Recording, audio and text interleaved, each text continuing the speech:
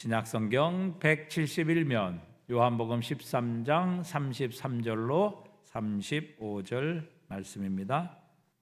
우리 석절을 다 같이 한 목소리로 읽겠습니다. 요한복음 13장 33절로 35절 말씀입니다.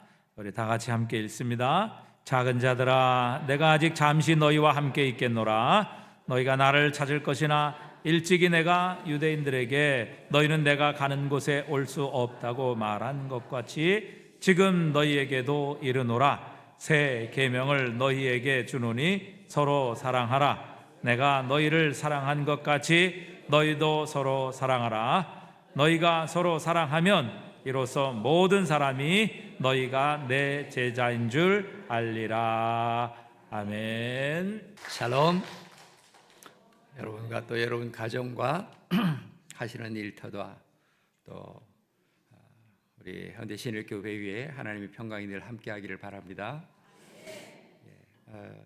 그래도 자주는 아니지만 제가 한국 방문을 그렇게 자주 하는 편이 아니니까 한 2년에 한 번씩, 1년에 어쩌다가 이렇게 한 번씩 와서 여러분들 뵐 수 있고 또 선교 그동안 했던 내용들, 하나님의 복음이 전파되는 그런 내용들 보고도 들을 수 있고 또 말씀도 같이 전할 수 있어서 너무 감사합니다. 제가 이렇게 보니까 우리 해운대 신일교회에서는 어쩌면 제가 설교를 할 필요나 이유가 없을 것 같다는 생각이 들어요. 오늘 설교 제목이 길어요. 그런데 제가 드린 설교 제목을 반을 뚝 끊으시고 뒷부분만 지금 주보에다 기록을 하셨어요. 서로 사랑하라. 근데 사실은 평소에도 제가 늘 그렇게 설교 제목을 잡는 편이지만 오늘은 일부러 제가 설교 제목을 아주 길게 잡았어요. 내가 너희를 사랑한 것 같이 너희도 서로 사랑하라. 근데 다 외우시는 것 같아요. 한번 해볼까요? 시작.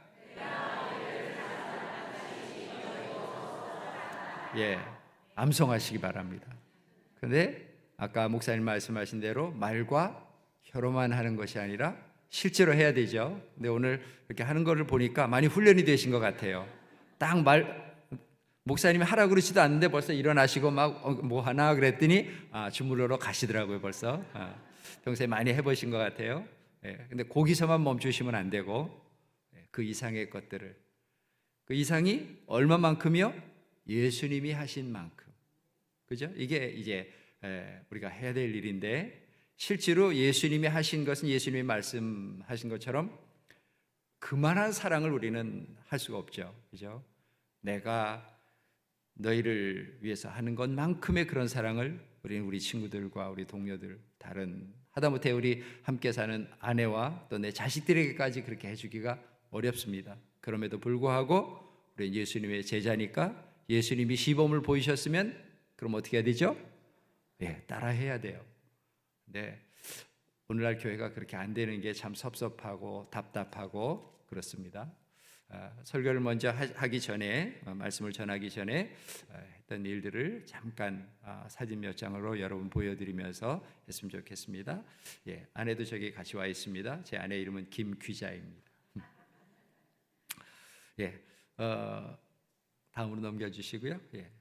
제 사역 내용은 세 가지로 크게 나눌 수 있는데, 하나는 이제 신학교를 운영하는 거고요. 신학교는 지금 16년 차 정도 지나가고 있습니다. 그리고 교회를 개척했고 또 교회를 지금 목회까지 하고 있는데, 저희 이제 주로 시내에 있는 쑥가쌤 개척한 이후로는 주로 쑥가쌤이 많이 있고, 시골에 있는 교회들은 한 달에 한 번, 또 요즘은 이제 시골 교회들이 어느 정도 안정되게 있어서 필요할 때만 가고 한 2달에 한 번, 3달에 한 번 정도만 방문해서 교회가 잘 돌아가는가 보고 있고, 또 그 중에 한 명은 저희 신학교에 매일 지금 와서 공부를 하고 있거든요. 그 친구를 통해서 여러 얘기들도 또 듣고 있고 그렇습니다.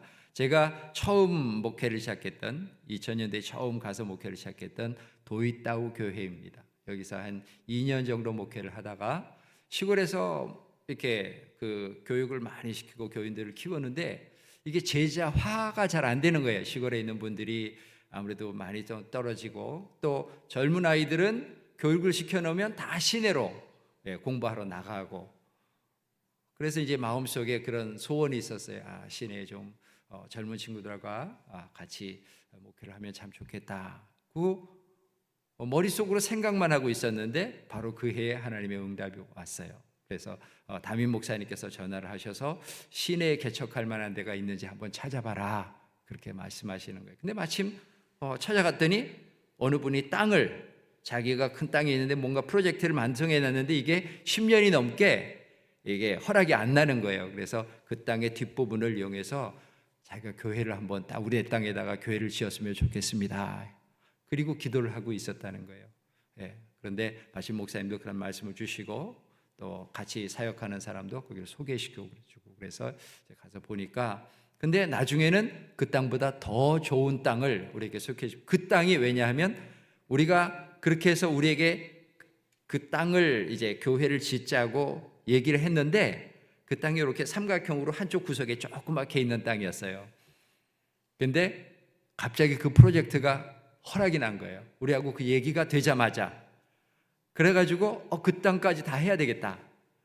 그러다 보니까 자기가 가지고 있었던 그 마을, 시내 마을 한복판에 있는 아주 멋진 땅, 직사각형으로 된 40m, 20m 되는 땅을 거기다가 지으라고 우리에게 소개시켰어요. 그래서 이제 교회를 짓게 됐고 거기서 시내 교회, 숫가슴 교회를 하게 됐어요. 그리고 이제 그 시골 교회들은 거기서 좀 분가해서 더 나가서 또 한 교회가 나게 됐고 거기서 또 분가해 나가서 또 지금 이제 시골에 거의 같은 지역이지만 조금씩 떨어져서 지금 세 교회가 있습니다. 예, 그리고 이제 조금 전에 사진이 지나갔는데 제가 이분들이 제가 제일 처음 가서 제자 훈련을 삼고 목회자로 키웠던 옆에 또이 전도사님이라고 있죠. 저보다는 그 당시에 10살이 많으신 여자분이었는데 이분이 평신도로서 이제 두 분이서 자기 집에다가 교회를 개척한 거예요. 그리고 이제 교회를 돌보고 1년 정도 지났지만 이분들이 그 목회에 대해서 잘 모르고 그러니까 저희가 가서 아무리 도와줘도 뭐 성장을 안 하는 거예요. 그래서 1년쯤 저희가 뒤에서 돕다가 제가 이 교회를 제가 한번 맡아서 해보면 어떨까요? 그랬더니 이분들이 너무 좋아하면서 그 모교회 있죠. 자기들이 다니던 모교회에 가서 얘기를 하니까 거기에 있는 목사님하고 장로님들이 저에게 위임장을 써가지고 왔어요. 그래가지고 이 모든 권한을 김석호 선교사에게 넘깁니다. 그리고 이제 그때부터 제가 목회를 했는데 한 8개월 만에 교인이 4배로 불어났어요. 그래서 이제 그게 소문이 난 거예요. 그 주변에. 왜냐하면 태국은 전도가 안 되는데 이 교회는 1년이 안 되는데 지금 10명이 조금 안 되거나 뭐 그 정도 어간해서 지금 한 40명으로 불어났거든요. 그러니까 이게 소문이 나가지고 제가 어느 날 주일 예배 끝나고 교회를 갔더니 거기에 있는 마침 그때 그 태국 CCT 교단에 그 교단에 있는 그 목회자 훈련하는 분이, 목회자를 담당하는 분이 그 교회 출신이고 그분이 거기 마침 있었어요. 나를 만나니까 너무 반가워하면서 우리 그 총회에 있는 목회자들을 훈련시켜 주세요. 어떻게 하면 교회가 성장할 수 있는지. 그래서 이제 뭐 좋은 내용이네요. 근데 그 당시만 해도 저는 많이 자신이 없었거든요. 왜냐하면 아직 이제 언어를 배운 지 몇 년 되지 않았기 때문에 언어에 대한 좀 불안함도 있고 그러니까 좀 망설이면서 한번 기도해 보겠습니다. 그랬고 그래서 이제 돌아와서 저희 선배 목사님에게 우리 같이 하십시다. 그랬더니 선배 목사님이 이 팀 사역하는 건 너무 힘들어가지고 상처를 너무 많이 받아서 그래가지고 그런 거 안 했으면 좋겠어. 그리고 처음에 거부하시더라고요. 근데 한 3개월쯤 지나서는 본인이 찾아오셔서 우리 그거 같이 한번 해보자 그러셨어요. 그래서 이제 이런 교육이 시작이 되겠고 그 교육이 나중에 이제 점점 다른 파트로 조금씩 진화가 되면서 신학교까지 이제 가게 된 거예요. 그때에 지금 이제 사진이 조금 많이 지나갔는데 아까 그 교회에서 이 아이가 이름이 파예요. 파야가 지금 이제 웬 사진도 보이고 그러는데 웬이 이 교회에서 처음에 아버지가 총을 맞아서 같은 교인에게 총 맞아서 죽었어요. 얘가 그때 초등학교 이제 5학년, 6학년 막 올라가고 그럴 때인데 그래서 얘를 이제 우리 양녀로 삼아서 시내에서 교육시켜야 되겠다. 그래서 이제 시내로 데려와서 교육하다가 고등학교 1학년 때부터 이제 저희 기숙사에서 있게 했는데 얘가 고집이 엄청 세고 말썽꾸러기예요. 그래갖고 교인을 여러 명을 쫓아냈어요. 얘 때문에 많이. 그랬는데 얘가 대학 가가지고 3학년 때 자기는 목회자가 되고 싶다고. 그래서 나한테 허락을 받으러 왔어요. 그래서 너한테 공부하기 싫어서 그렇지. 그래갖고 돌려보냈어요. 그랬더니 한 6개월쯤 지나고 다시 왔어요. 자기 정말 하고 싶다고. 그래서 그래도 안 돼. 근데 한 1개월쯤 있다가 또 왔어요. 근데 이게 이렇게 3번이 겹치면 저는 그걸 하나님 사인으로 받아들이는 그런 버릇이 있어서, 그럼 너 학교 가서 자퇴서 내고 와. 그랬더니 그 다음날 바로 가서 정말 자퇴서를 내고 왔어요. 그래가지고 신학교 시험을 보고 그리고 바로 입학해서 한 1년 반 공부하다가 같이 공부하고 있는 옆에 있는 친구하고 같이 이렇게 눈이 맞아가지고 결혼을 하면서 공부는 접었는데 지금 이제 시골 교회에서 목회하고 있어요. 그리고 이제 그 다음에 화는 얘는 그때 저희가 처음 그 교회 갔을 때 엄마 뱃속에 있었어요. 근데 나중에 점점 자라고 한 고등학교 3학년 때 대학교 1학년쯤 될 만큼 돼서 그 다음 사진에 보면 이렇게 예배 인도도 하고 교회에서 큰 봉사를 하다가 이제 지금은 이제 신학교에 와서 공부를 하고 있습니다. 공부를 하면서 이렇게 이게 이제 신학교에서 발표회 시간대에 발표하던 것 하고 그런 내용들입니다. 그래서 이제 여기 침플리 교회에서 한 1년 정도 봉사를 하다가 지금은 이제 자기 교회에서 개척을 해서 개척한 지 한 1년 반 정도 지나가고 있는데 지금 그 집에서 한 15명 정도가 지금 모여서 예배를 드리고 있어요. 그렇게 해서 이제 그쪽 시골 지역에서 지금 3개의 교회가 지금 나누어서 되고 있고, 우리 파 말고는 이제 양쪽 2교회는 그냥 평신도가 교회들을 돌보고 있어요. 근데 다행히 한 군데 있는 곳은 이제 본래 도이따오 제가 목회하던 그곳은 그분이 방콕에 있을 때 신학교를 조금 다닌 경험이 있어요. 말씀도 전하고 또 전직 교사였기 때문에 이분은 말씀을 좀 전하는데 어려움이 없는데, 침플리 교회는 조금은 아직은 어렵습니다. 그럼에도 불구하고 그 교회도 지금 20명 가까이 모이고 있거든요. 위해서 여러분 기도해 주시면 고맙겠습니다. 그리고 이제 시내에 숫가셈 교회가 있는데 우리 요건 이제 파가 제가 앞으로 파가 교회를 개척하는 훈련을 좀 받았으면 좋겠다. 그래서 교회 개척자 훈련원에 들어가서 훈련 받을 때 찍은 사진이고요. 그 다음에는 이제 그리고 이제 시내에 있는 교회는 이제 이름이 숫가셈 교회고, 이 숫자가 들어가면 여기는 좀 쓴 느낌이 나지만 태국에서는 숫자가 들어가면 너무 좋은 거예요. 이건 행복, happiness 아니면 peace 하는 이런 평화 혹은 안녕 이런 뜻과 같이 연관이 있는 이름이거든요. 제 이름에도 쑥산 일이 들어가고 우리 교회도 쑥가셈 이렇게 들어가는데, 아까 그 파는 동네 이름이 산티쑥이에요. 거기도 이름들이 거의 뜻들이 다 비슷한 뜻을 가지고 있습니다. 그래서 이제 저는 행복하고 연관이 있는 것 같아요. 그래서 지금도 행복하게 사역하고 있습니다. 그리고 이제 시내교회 숫가셈 교회는 그동안 저희가 키워온 사역자들이 목회자가 되는 사람들이 한 11명 정도가 돼요. 저희 교회에서 자라서 훈련시키고 목회자가 돼요.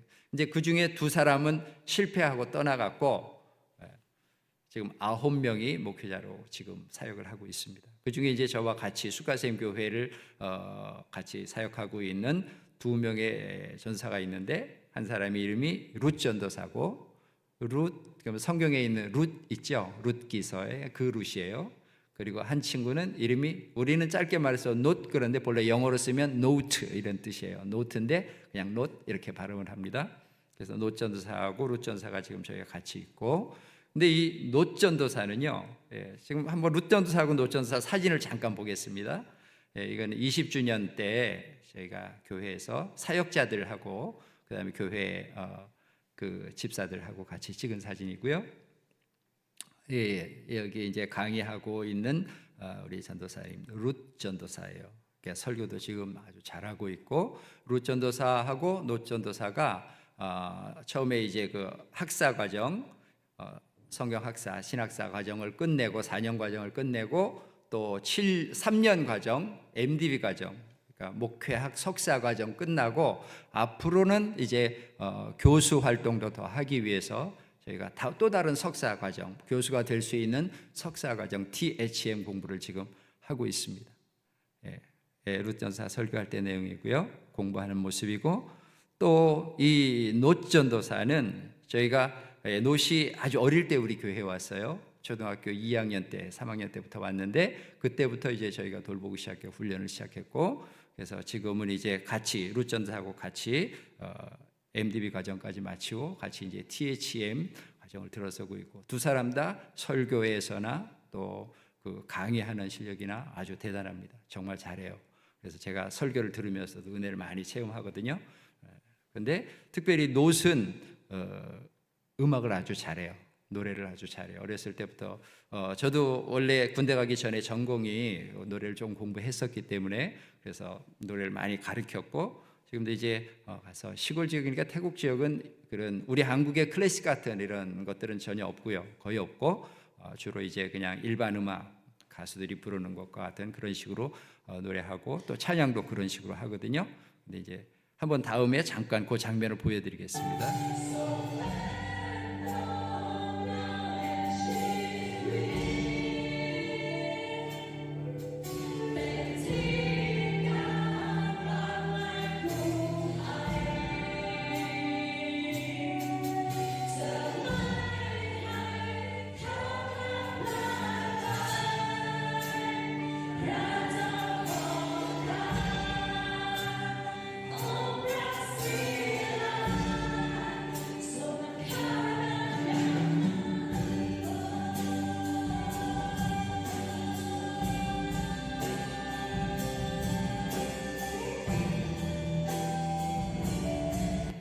예, 하나님의 영광을 찬양하면서 또 눈물도 흘리고 그렇게 해서 예배 시간이 은혜롭습니다. 예.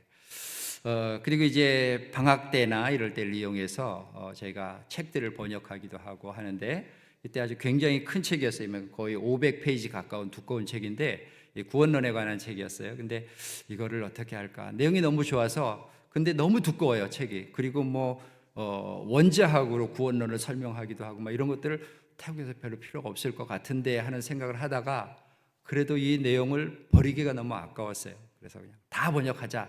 그래가지고 제 집사람하고 저하고 우리 룻 두 전사하고 붙들고 한 달을 넘게 번역을 해서 마지막에 이 책을 만들어냈어요. 그랬을 때 저희도 감격이 되고 그래서 이제 기념사진을 찍었던 때입니다.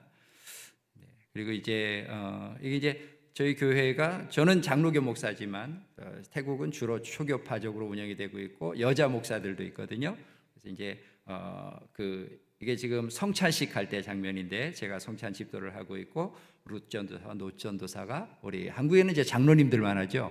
네, 태국에서는 꼭 그렇지 않아도 되니까 그렇게 가고 있습니다. 그 다음 사진은 이제 아까도 제가 노술 훈련시켰듯이 제가 음악을 좋아하고 그래서 그 음악 훈련을 많이 시키고 있어요.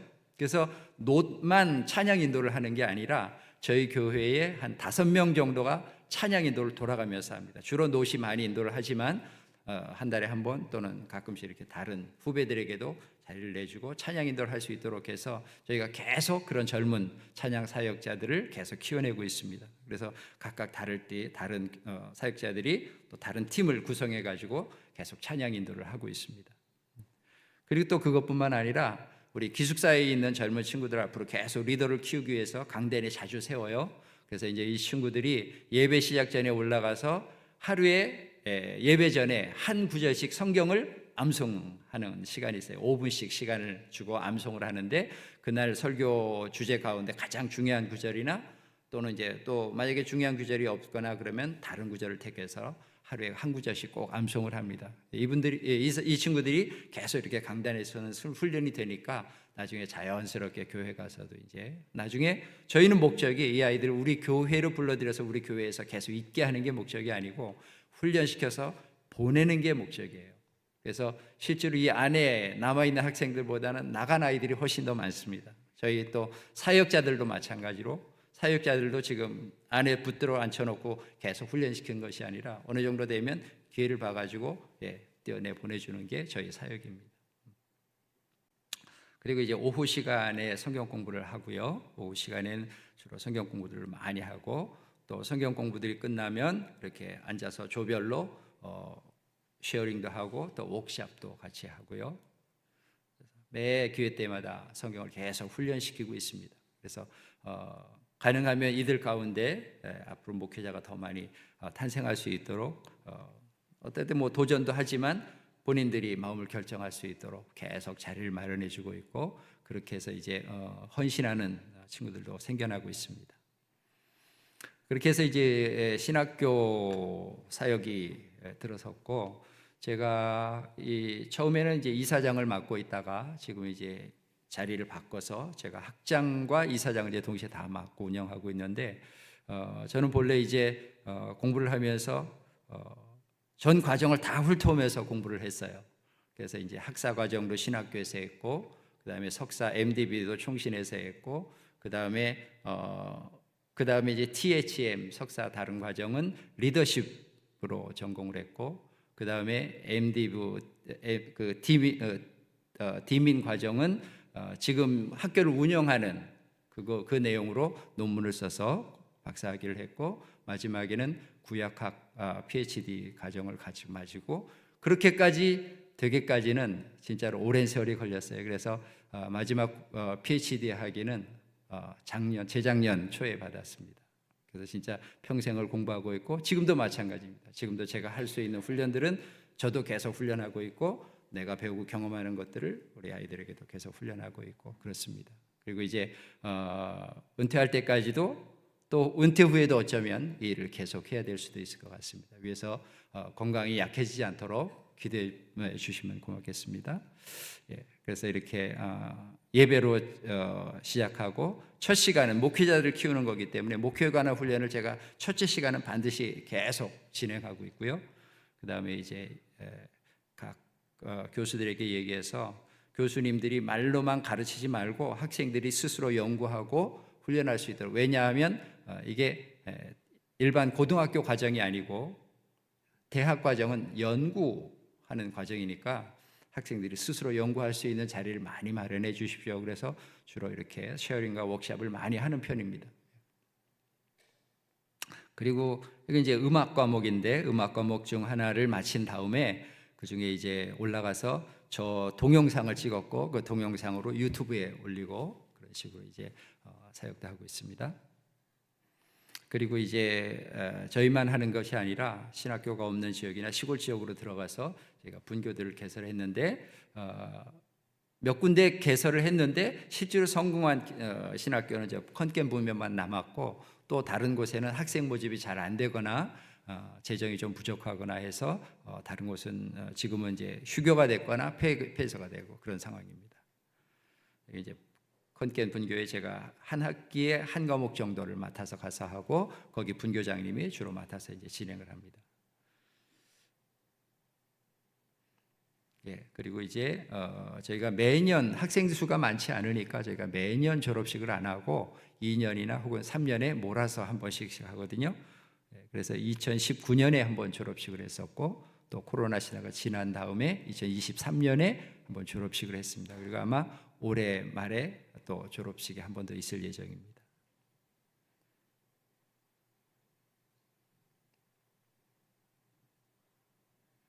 현재 저희 정규 멤버들 교수님들이시고요.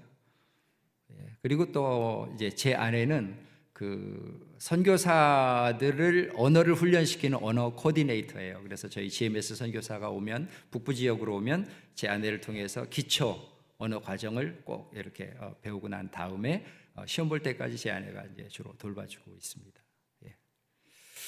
한번 성경 구절 같이 읽을까요? 시작.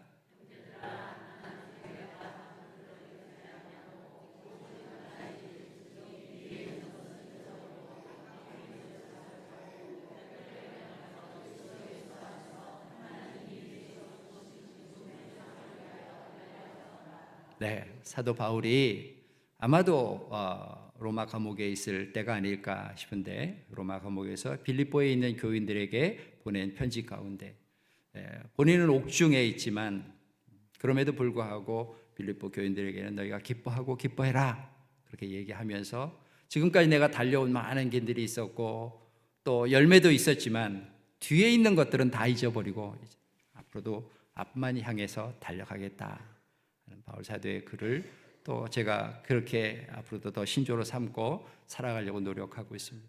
뒤에 있는 것들은 지나간 일들이고요. 앞에 있는 오직 한 가지 그것만 바라보고 끝까지 달려갈 수 있도록 위해서 기도 부탁드립니다. 부탁드릴게요. 예. 이제 본문으로 돌아가서요.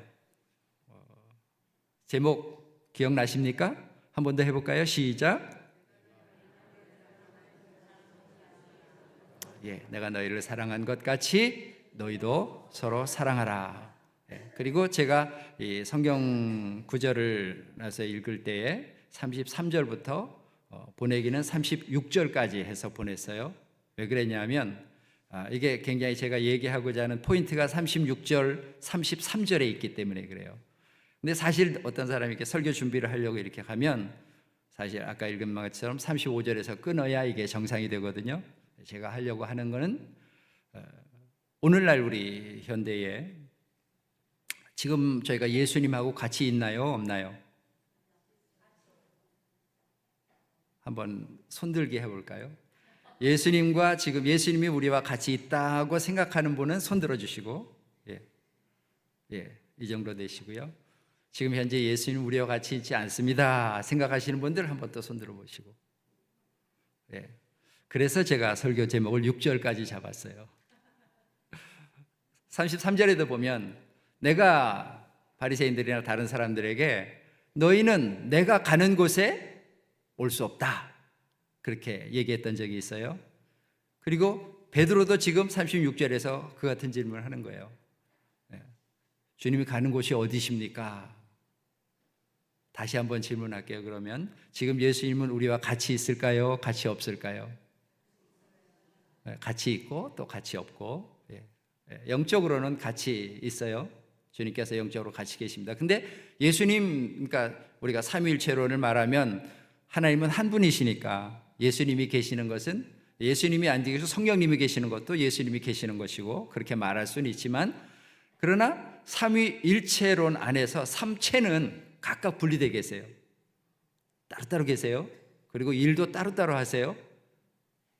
그래서 이게 참 어려운 건데, 어쨌든 지금은 그래서 예수님께서 오늘 지금 이 13장부터 17장까지를 예수님께서 마지막에 예루살렘에 올라가셔서 지금 다락방에서 성찬식을 하시면서 제자들에게 마지막 강화를 하시는 내용이에요. 그 가운데에 이제 얼마 있으면 나는 아버지께로 간다. 그러니까 가시니까 지금은 가셨어요? 안 가셨어요? 네, 가셨어요. 제자들이 가시는 모습을 봤어요. 예수님께서 이제 예루살렘 밖으로 나가셔서 베다니 쪽으로 가시다가 예수님의 몸이 공중에 둥둥둥둥 떠올라가시고, 떠올라가는 걸 제자들이 그늘을 보고 있었어요. 그랬더니 구름이 와서 예수님을 가리워서 보이지 않게 하더라. 성경에 그렇게 돼 있죠. 그리고 그 옆에서 흰옷 입을 두 사람이 당신들이 어서 서서 예수님 올라가는 모습만 쳐다보고 있겠냐. 예수님은 당신들이 본 모습 그대로 어느 날 다시 오시리라. 그렇게 말씀하셨어요. 사실 이 내용은 저는 이제 구약신학자니까 구약으로 돌아가서 다니엘서 7장을 읽어보셔야 돼요. 그래야 이 내용이 이해가 돼요. 거기에 보면 하나님께서 이 세상의 모든 왕들, 그 중에서도 특별히 권세가 있는 왕들을 심판하고 있는 거예요. 특별히 이제 그 장면에서는 바벨론 왕이 아마 상징적이죠. 근데 그 바벨론 왕을 상징적으로 하면서 하나님이 그것을 심판하시려고 하는데, 그때에 하늘 구름을 타고 인자 같은 모습을 한 어떤 분이 오세요. 그 인자라고 표현하지 않고 인자 같은 분이 하늘 구름을 타고 하나님 가장 높으신 곳에 계신 그 하나님께 나가요. 근데 주변 사람들이 아마 그 권세를 가진 많은 사람들이 있는데 그분들도 그 옆에 있는 사람들도 왕급이에요. 군주급들이에요. 그런데 그 사람들하고는 아무 눈맞춤도 안 하고 바로 하나님 앞으로 딱 두벅두벅 걸어가셔서 하나님 손에 들린 그 심판서, 심판문이겠죠. 이제 두루마리라고 성경에 표현되어 있어요. 그 두루마리를 받아들어요. 무슨 말? 모든 심판권을 하나님이 누구에게 넘기셨다? 그 인자에게 넘기셨다는 거예요. 예수님이 신약 시대로 넘어오면 이 표현을 계속 쓰세요. 그 인자가 그러니까 예수님은 자기를 그 인자라고 표현하는 게 아니에요. 구약 시대의 그 인자가 오셔서 어떻게 할 거다. 근데 그 인자가 올 때 어떻게 왔다고요? 하늘 구름을 타고 왔다. 하나님이 나타나실 때 구약의 상징은 뭘로 표현하죠? 구름이 오는 것으로 표현해요. 모세 시대 때도 하나님께서 그렇게 하고, 솔로몬이 성전을 지었을 때 그 성전 봉헌을 할 때 구름이 너무 꽉 찼다는 말은 무슨 말이죠? 하나님이 임재하셨다는 뜻이에요. 근데 그것도 많이 꽉 찼다는 말은 하나님의 임재가 아주 엄청나게 큰 의미와 상징을 가지고 임재하셨다, 그런 뜻이에요. 그러니까 이 하늘 구름을 타고 오신 그 인자는 누구시라고요? 결국 하나님이시라고요. 그런데 지금 예수님이 올라가실 때 뭐가 왔다고요? 구름이 왔다고요. 구름이 와서 예수님을 밑에서 받치니까 어떤 모습이 되는 거예요? 구름을 탄 모습이 되는 거죠. 예, 그게 바로 그 모습이에요.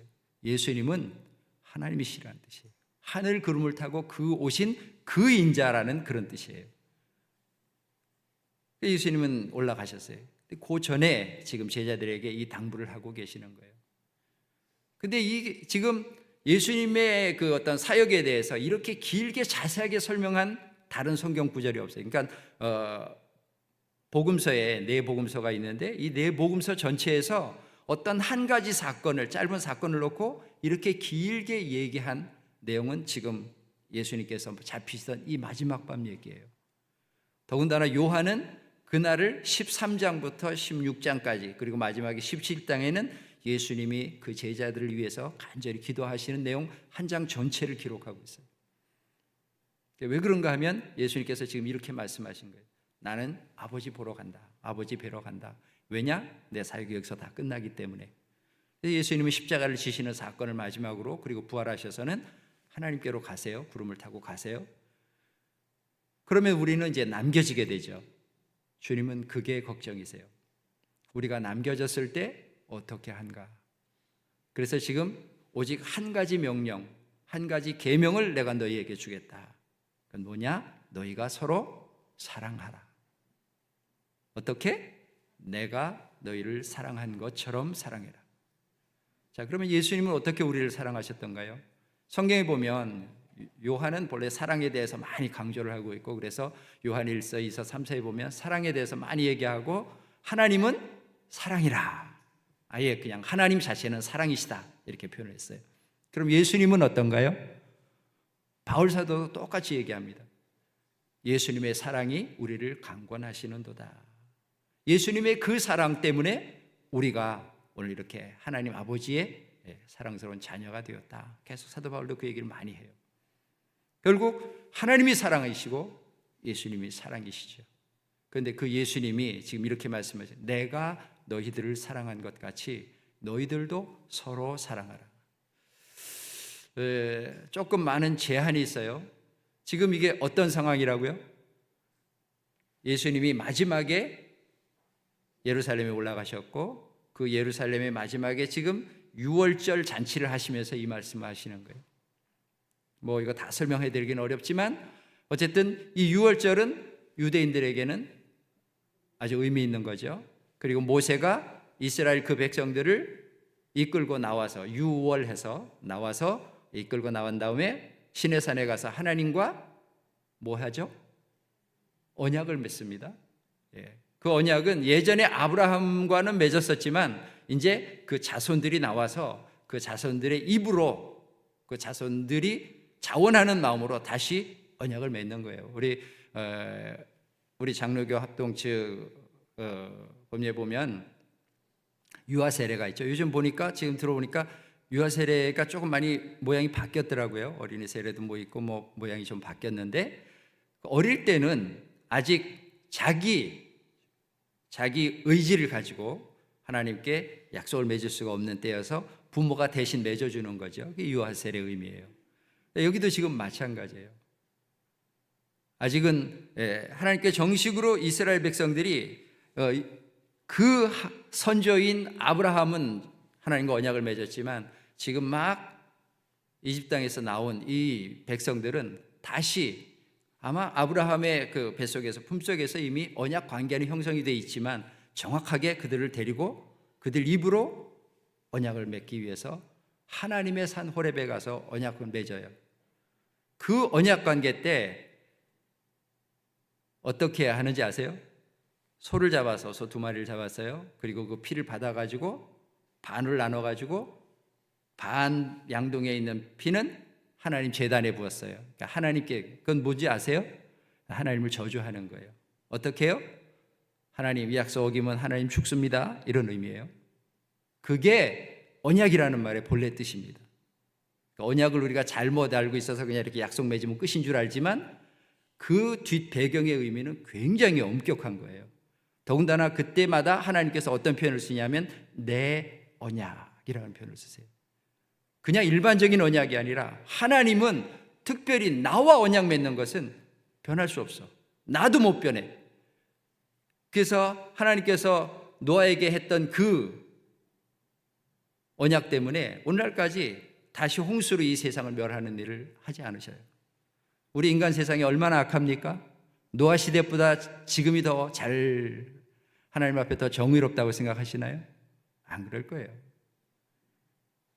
하나님 아마 몇 번이고 다시 노아 때처럼 쓸어버리고 싶은 마음이 많으셨을 것 같아요.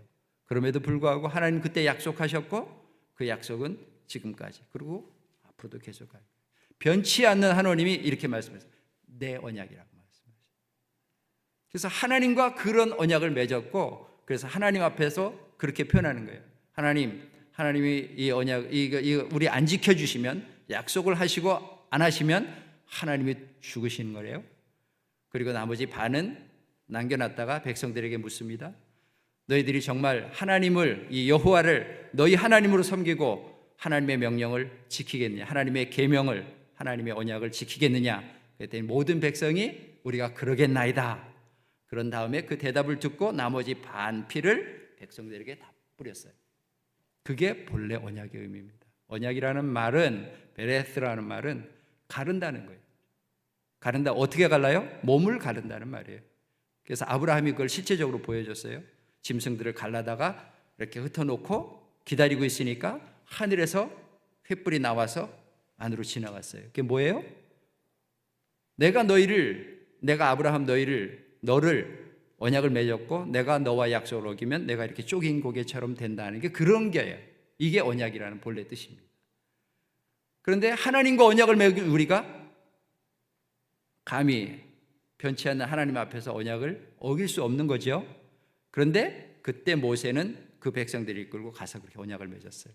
근데 지금 예수님은 지금 성찬식을 하시면서 그러시는 거예요. 모세가 예전에 이스라엘 백성들을 이끌어서 언약을 맺었듯이 나는 지금 내 피로 내 살로 너희들과 언약을 맺겠다. 그래서 새 언약이라고 말씀하세요. 우리들은 지금 예수님과 새 언약을 그리고 그렇게 언약을 맺었을 때 이스라엘은 하나님의 옛날 백성들이 됐어요. 우리는 지금 예수 그리스도의 새로운 백성들이 되는 거예요. 그 제자들에게 예수님 지금 이렇게 표현하시는 거예요. 너희가 내 제자고 너희가 나를 진정으로 믿고 나를 따라오려면 지금 내가 꾸미고자 하는 새로운 교회, 그러니까 하나님의 백성이에요. 이 말도 조금 설명이 필요할 것 같아요. 교회라는 말을 제일 처음 사용하신 분은 예수님이셨어요. 마태복음 16장에서.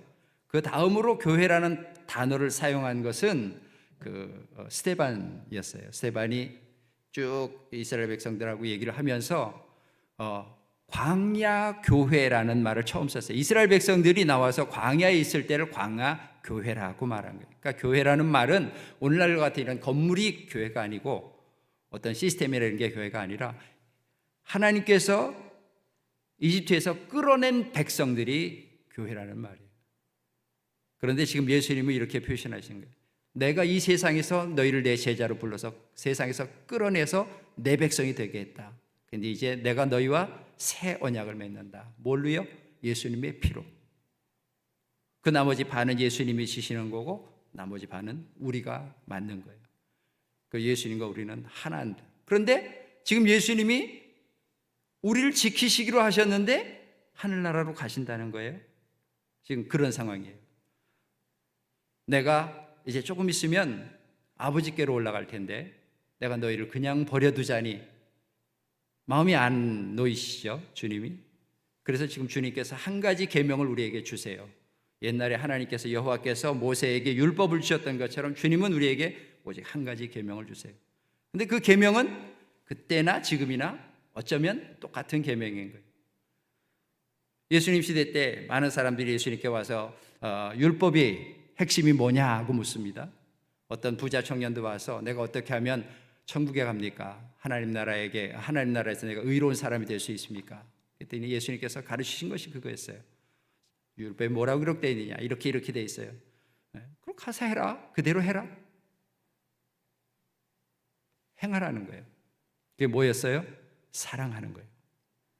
바리새인들이 와서 예수님의 트집을 잡으면서 예수님께 묻습니다. 예수님께서 그들 가르치신 것도 결국 그거였어요. 구약에서 뭐라고 가르칩니까? 그들이 대답하죠. 뭐라고요? 하나님을 사랑하라. 그리고 내 이웃을 내 몸과 같이 사랑하라. 이것이 율법의 정신이다. 율법의 모든 계명을 통과하는 것이다. 가장 중요한 율법 개념이다. 이렇게 말씀하세요. 그러니까 결국 율법을 주신 목적이 뭐였어요? 사랑하는 거였어요. 예수님은 지금 내가 너에게 새 계명을 주노니 너희가 서로 사랑하라.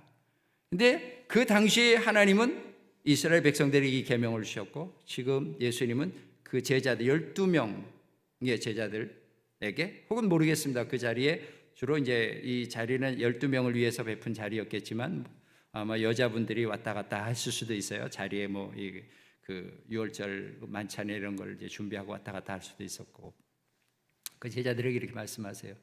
내가 너희에게 새로운 계명을 주겠다. 너희가 서로 사랑해라. 하나님이 이스라엘 백성들에게 사랑을 가르치는 것과 예수님의 백성들에게 사랑을 가르치는 거예요. 그런데 얼마만큼 사랑하느냐? 내가 너희를 사랑한 것 같이. 그 예수님 평소에 제자들에게 그렇게 가르치세요.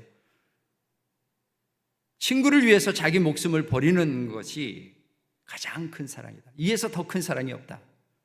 맞습니까? 네, 친구를 위해서 자기 생명을 버리는 것보다 더 큰 사랑이 없다. 그러면서 예수님은 어떻게 하세요? 그 사랑을 시범으로 보여주시는 거예요. 자기 백성을 위해서 왕이신 예수님께서 자기 백성들을 위해서 자기를 생명을 내주시는 거예요. 똑같은 말로 에베소 6장에 보면 사도 바울이 그렇게 얘기하죠. 아내들여 남편에게 복종해라. 그리고 남편들에게는 뭐라고 얘기합니까? 내 아내를 사랑해라. 어떻게?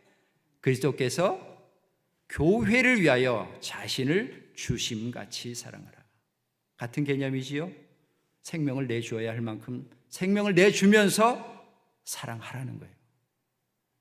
그게 지금 예수님께서 가르치는 사랑의 무제한 제한이 없이 그냥 아무 생각 없이 조건을 걸지 말고 내어주는 것이 사랑이라는 거예요. 근데 오늘날 많은 사람들이 사랑이라는 용어를 오해해요.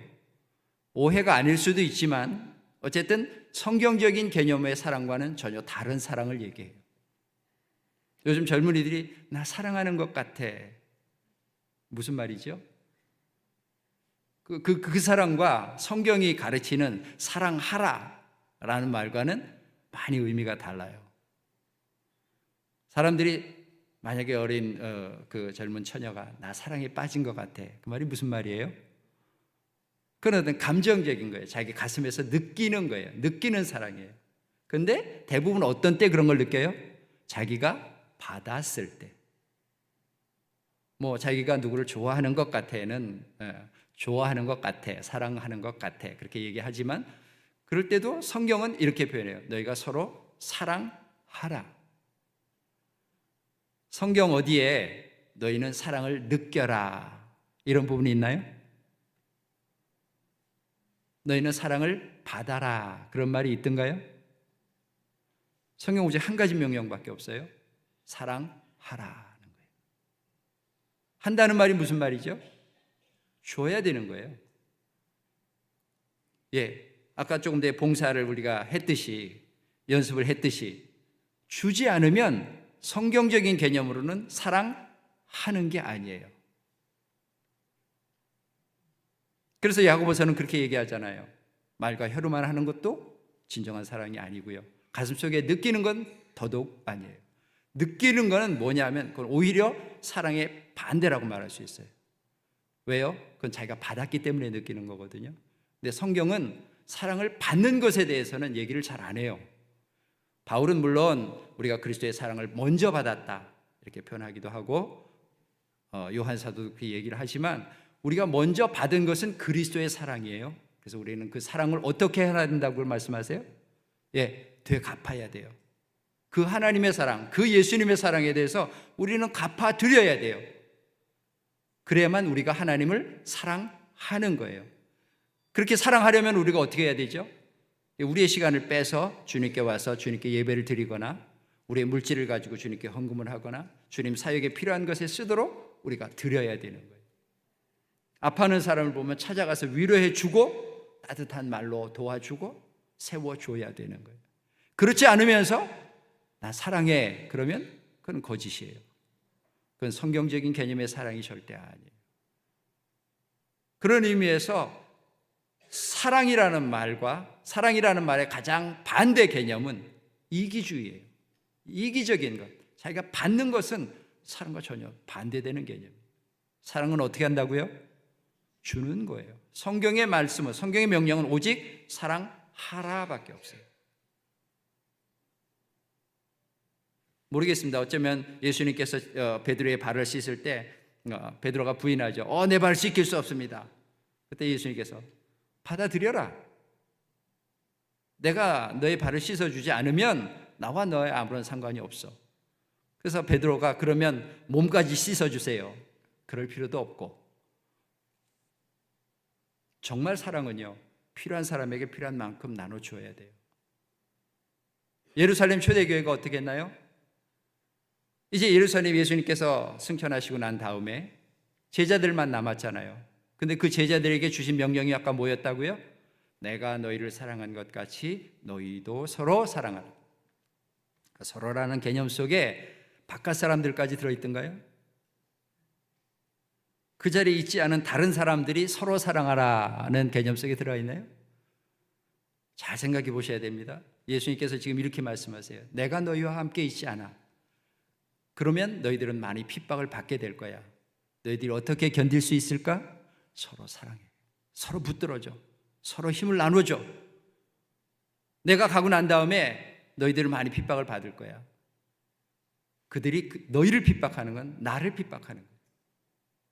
내가 어느 날 다시 와서 그들을 벌하고 너희들 다시 모아서 내가 너희를 위해서 준비한 그 집에 너희를 데려갈 테지만 당분간은 내가 너희와 함께 있지 않는다.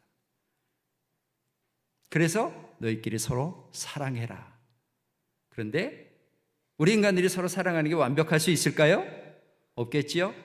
그래서 주님께서 약속하세요. 내가 아버지께로 가면 아버지께 부탁해서 나와 같은 보혜사를 너희에게 보내게 하겠다. 내가 너희와 함께 있는 것보다 그 보혜사가 너희에게 오는 것이 너희를 위해서 더 유익하다. 나는 지금 몸을 가지고 있지만 성령이 오시면 어떻게 되죠? 제한 없이 활동하실 수 있어요. 예수님은 몸 육신을 가지셨기 때문에 많은 제약을 받으셨지만 아마 성령님이 오시면 제약 없이 활동하실 수 있을 거예요. 그래서 성령이 오시면 내가 너희에게 가르쳤던 모든 말들 다시 기억나게 할 것이고 너희에게 큰 일을 감당할 수 있도록 그분이 너를 이끌어 주실 것이다. 내가 너희에게 있는 것보다, 너희와 함께 있는 것보다 지금 내가 너희를 떠나는 것이 더 유익하다. 이렇게 말씀합니다. 그리고 우리에게 남겨주신 계명이 뭐라고요? 너희끼리 서로 사랑하라.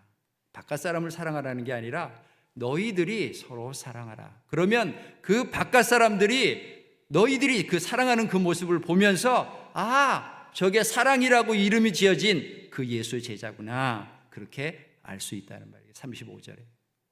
이해가 되시나요? 우리가 예수님의 그 모습들을 다른 사람에게 보여주지 않으면 결코 사랑할 수 없어요. 오늘 오전에 조 목사님 설교를 들으면서 제가 너무 감동이 되고 목사님 말씀대로 대환사회가 아니라 어쩌면은 하나님께서 본래 창조하시고 만드시려고 하셨던 세상이 바로 그 세상이죠. 마귀가 들어와서 그걸 다 흩어놓고 마귀가 공중 권세를 잡고 다 뿌리째 흔들어 놨기 때문에 나중에 예수님께서 다시 오셔서 이걸 다시 추스리려고 하니까 이제는 역할이 반대가 됐어요. 그래서 이제는 대환 사회를, 이 사회 속에서, 마귀의 사회 속에서 이제는 대환 사회가 필요하게 됐지만 본래 하나님의 목적은 뭐예요? 바로 그런 사회였어요. 그게 하나님 나라고 바로 그게 교회의 모습이어야 돼요. 그래서 예수님이 가신 다음에 예루살렘이 어떻게 됩니까? 제자들이 남아서 이제 그런 사랑을 실천하는 거죠. 그래서 어떻게 해요?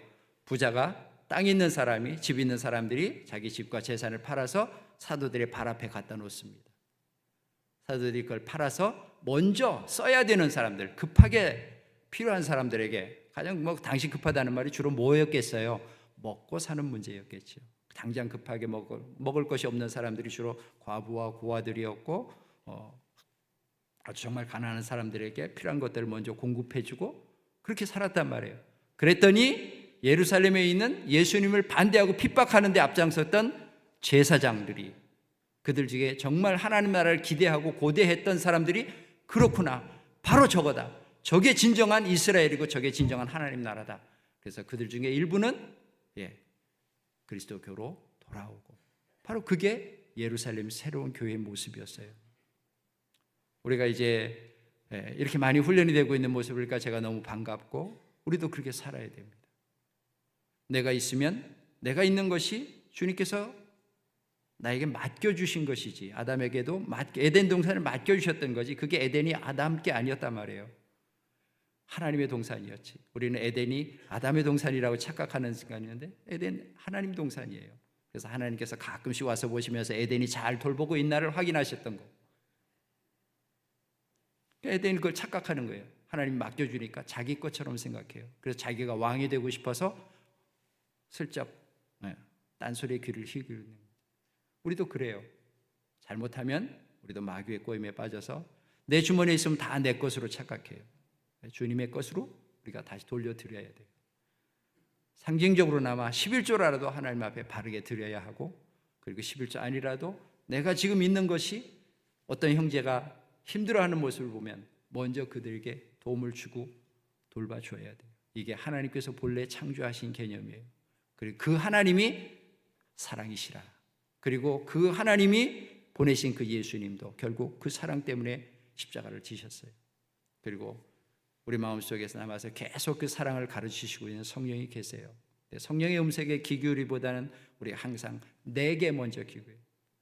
마귀는 항상 그렇게, 네가 중요하지, 네가 그 사과를 먹으면, 아니 네가 그 선악과를 먹으면 눈이 밝아져서 하나님처럼 될 거야. 항상 우리가 중요하다고 강조해요. 우리가 중요합니까? 진정한 기독교인, 진정한 하나님의 백성은 우리가 중요한 게 아니에요. 하나님이 항상 먼저고 항상 그리스도를 앞세워야 진정한 하나님의 백성, 예수 그리스도의 진정한 제자가 될 수 있어요. 선교사를 보내놓고도 마찬가지게 되겠죠. 제가 선교사니까 갔지만 저도 역시 마찬가지예요. 내 일이어서 갔다기보다는 내가 하고 싶어서 간 게 아니고 가기 싫었어요, 저도. 근데 제가 느낄 때 이건 하나님께서 부르신 거구나, 그렇게 믿어졌기 때문에 순종하고 갔을 뿐이에요. 그리고 지금도 마찬가지고요. 하나님께서 맡기신 일이니까 내가 피곤해도 감당해야 되고, 모르겠어요, 앞으로 어떻게 될지. 그러나 결국 그 일을 하다가 주님 앞에 가게 될 거고요. 그래서 어떤 때로는 요청할 때마다 아내가 그래요. 여보, 한국교회도 지금 어려운데 우리가 그렇게 요청하면 되겠어? 그게 어떻게 해요? 그 교회는 전부 청년들로만 구성이 되어 있고, 그래서 교회에서 11조를 낼 수 있는 분이 우리 교회에서 자라서 이제는 이제 직장 생활하고 있는 어린, 그러니까 이제 20대, 30대 있는 몇 사람밖에 안 돼요. 그래서 교회 행정이 돌아갈 리가 없죠. 저희가 한국에서 후원받아 오는 헌금을 다 집어넣지 않으면 우리 두 교역자의 사례조차 제대로 주기가 힘들어요. 그런데 또 할 일은 또 많아요. 그죠? 신학교도 해야 되고, 또 아이들 훈련도 시키려니까 해야 되고, 또 어떤 아이가 농구하고 싶으면 농구 틀도 만들어줘야 되고요.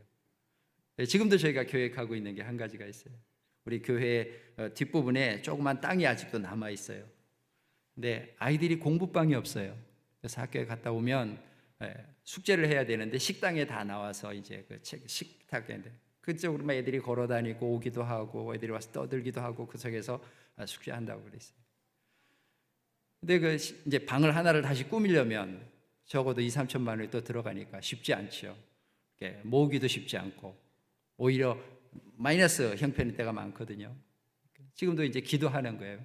한국 교회가 도와주지 않으면 힘들다 기도하고 있는데 마침 이번에 우리 동기 목사님께 갔더니 그분이 일부를 도와주시기로 하셨어요.